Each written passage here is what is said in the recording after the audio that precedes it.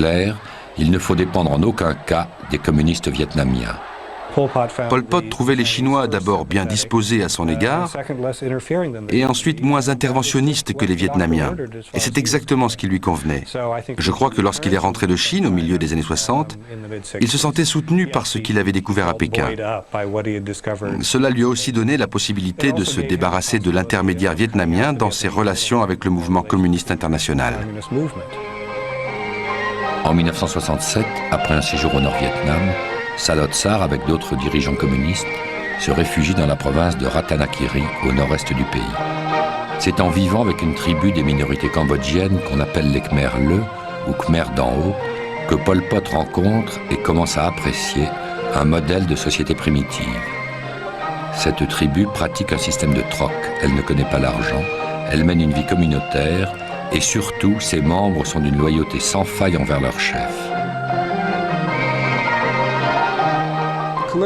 Les Khmers rouges voulaient moderniser le pays. Quelles que soient encore les nombreuses fautes des Khmers rouges, le fait est qu'ils n'ont pas agi pour des raisons égoïstes.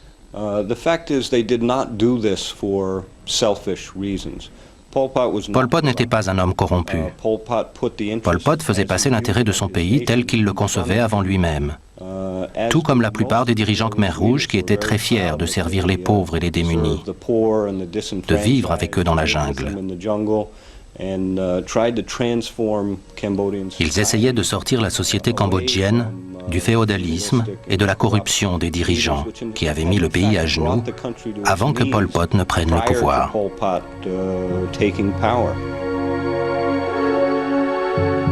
Pol Pot does not believe in God, but he thinks that heaven, destiny wants him to guide Cambodia in the way he thinks it is the best for Cambodia, that is to say the worst.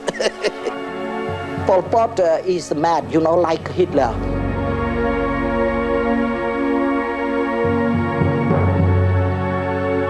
À l'intérieur de ce bâtiment, l'ancienne résidence du gouverneur français, Pol Pot recevait quelques rares délégations étrangères de pays amis. C'est ici qu'une équipe de la télévision yougoslave réalise en 1978 la seule interview filmée de Pol Pot pendant ses 3 ans, 8 mois et 20 jours de pouvoir.